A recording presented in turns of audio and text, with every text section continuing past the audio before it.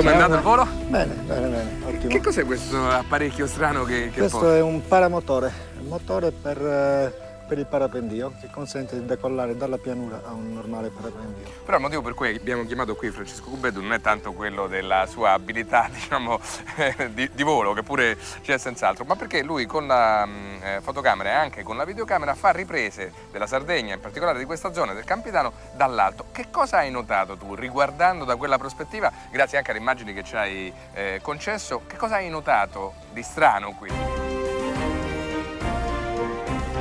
Che qui, come siamo lontani dal mare, in alto i nuraghi sono quasi tutti intatti. Nelle zone, diciamo, di topografia più elevata sono intatti. E invece nella zona più depressa? Nella zona del Campidano praticamente non ce n'è uno intero. Infatti nelle immagini che hai realizzato si vede molto bene queste specie di piccole colline che hanno in qualche caso addirittura una specie di scia, se la volessimo interpretare in quel modo. Comunque tutte colline che al di sotto celano in realtà dei cerchi nuragici. Sì. Sono proprio dei piccoli cucuzzoli che spiccano sul Campidano, sulla pianura, e praticamente sono tutti nuraghi sepolti. È una cosa che sarebbe sicuramente da fare delle analisi, come puoi fare tu. Quelle geologiche, e questo è infatti quello che ci si ripromette di fare, cioè analizzare il territorio da queste parti. Noi ringraziamo moltissimo Francesco Cubeddu anche per le immagini che ci hai gentilmente dato e ti lasciamo alla tua attività di ricognizione. Grazie molte. Ciao. Arrivederci.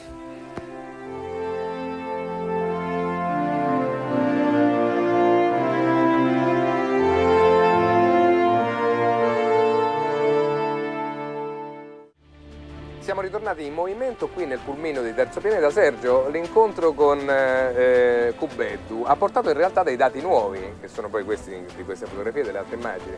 Beh, anche molto interessanti, perché sono decine e decine questi nuraghi sotto il fango nel Sinis.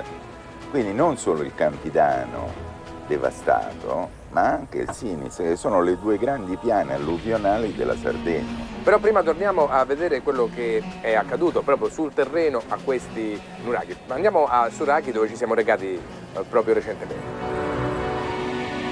In questa storia della civiltà nuragica che finisce improvvisamente, noi di Terzo Pianeta vogliamo vederci chiaro, soprattutto vogliamo vederci chiaro sul terreno, come stiamo facendo. Per questo ci siamo spostati a circa 5-6 km dal nuraghe che abbiamo appena visto, Oppianu, e ci siamo spostati verso la zona più meridionale, qui su una collina che apparentemente non mostra alcun tipo di segno dell'uomo, se non fosse che questa collina è un nuraghe che si chiama Surachi, che è isolato in mezzo alla campagna ma che doveva essere piuttosto grande. A vederlo da qui, e come si può vedere è completamente sommerso da un terreno che non saprei dire se fango o terreno di riporto antropico, cioè di lavoro degli uomini o cos'altro, ma comunque lì si vedono spuntare fuori, eccole, le pietre che dovevano costituire il basamento o una parte delle mura del nuraghe stesso. Ancora se ne vedono più avanti, e la domanda che ci poniamo è: da dove viene tutto questo fango?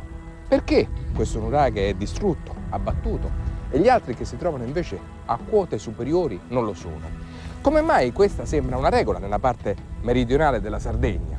Come mai fino a Barumini, per esempio, i nuraghi sono capitozzati, sono abbattuti, ricoperti dal fango, e invece sulle Giare, più a nord, sono intatti? Può avere un senso rispetto a un evento naturale a carattere catastrofico?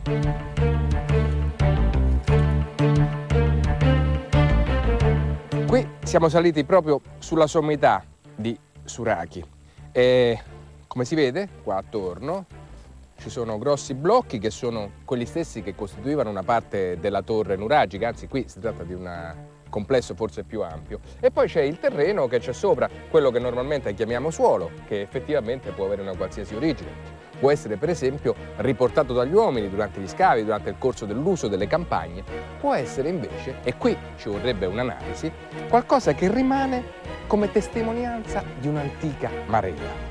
Va verificato nel dettaglio ogni volta, vanno fatti dei sondaggi qui e in tutta la piana del Campidano per sapere se effettivamente è possibile ricostruire la presenza di rocce di tsunami, si chiamano tsunamiti, sono tipiche in varie parti del mondo e possono essere riconosciute sul terreno, rocce che potrebbero testimoniare la sommersione temporanea di questo settore della Sardegna, di questo nuraghe, di altri come questo, da parte di una colossale ondata di marea. Alcuni studiosi, per esempio lo statunitense Amos Noor, hanno messo in luce che varie tempeste sismiche avevano influenzato questa zona del Mediterraneo. È possibile che un grande tsunami abbia colpito questa parte della Sardegna? Può darsi che questo tipo di situazione si sia effettivamente verificata. È quello che bisogna controllare sul terreno. Ecco Sergio, dunque abbiamo visto, stiamo stringendo sulla causa finale, l'eventuale tsunami, anzi mega tsunami, e queste erano le immagini appunto che abbiamo visto insieme a quelle di Cubeddu, ci dicono che è una situazione diffusa. Sai, io la Sardegna l'ho sempre guardata con occhi leggeri, fino a quando le fonti greche non parlavano di una fine di quest'isola occidentale dovuta allo schiaffo di Poseidone per Omero, a cataclismi marini per Platone, che dice che Zeus, per rendere migliori i suoi abitanti, volle punirli, per educarli. Vediamo che cos'altro abbiamo trovato a Suraghi, dunque il nuraghe sommerso dal fango, e vediamo di che fango si tratta, e passiamo anche a vedere come si sono spostate queste colonne. Perché uno tsunami arrivi fino dentro la Sardegna e superi decine di chilometri e anche qualche decina di metri di altezza, ci voleva un grosso tsunami e non erano conosciuti, al massimo 20 metri d'onda. Oggi però sappiamo che esistono i mega tsunami, sono maremoti che possono arrivare a un'altezza di onda di oltre 500 metri, fino quasi a 1 chilometro.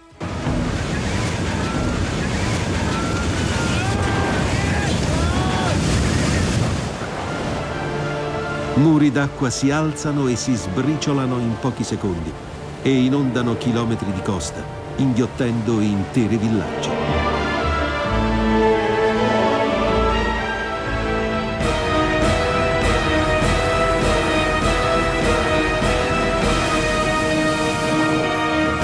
Se un mega tsunami si fosse scatenato nella parte meridionale del mare prospiciente alla Sardegna o in quella occidentale, questo avrebbe potuto sviluppare onde che avrebbero potuto raggiungere queste zone e anche altre. Capitozzare una parte dei nuraghi, gettarli in terra, spargere le loro pietre dappertutto, ricoprirli con un manto di fango. Questo potrebbe essere accaduto a Barumini, questo potrebbe essere accaduto a tutte quelle piccole colline che sono state viste dall'alto in questa zona del Sinis e che altro non sono che nuraghi e nuraghi e nuraghi. Molto probabilmente l'isola dalle vene d'argento, l'isola dai 3 raccolti all'anno, dalle foreste inestricabili, dall'acqua abbondante, quell'isola, la più grande di tutte, al tempo conosciuto, appena al di là delle colonne d'Ercole, che erano però in un altro posto, quell'isola è la Sardegna. Allora Sergio Frau, abbiamo visto una piccola tentativo di conclusione per adesso, però prima di concludere poi noi la nostra puntata, nel salutarti e nel ringraziarti, la questione delle colonne d'Ercole l'abbiamo già affrontata prima, abbiamo visto che probabilmente non si erano trovate sempre lì. A un certo punto sono state spostate a Gibilterra, tu fai l'ipotesi, da Eratostene, quando ha dovuto riequilibrare il mondo dopo il ciclone di Alessandro Magno, che aveva spostato insopportabilmente a est i confini del mondo conosciuto. Sì, loro si basavano su carte ben precise. Abbiamo visto questo roccia di Prometeo che era la loro alba, questa isola d'Atlante che era il loro tramonto, la Grecia al centro. È un'inquadratura ben precisa che si allarga fino all'India con Alessandro e con la caduta di Cartagine si allarga fino a Gibilterra. Tutti questi saperi finiscono ad Alessandria d'Egitto, dove il gran bibliotecario di Alessandria decide di ampliare e aggiornare, come allargando un diaframma di una macchina fotografica, questo rettangolo, questa inquadratura. E questo porta le colonne d'Ercole, che secondo me potevano essere a Malta, sempre sul 36esimo parallelo, fino a Gibilterra. Grazie Sergio Frau. Grazie a voi.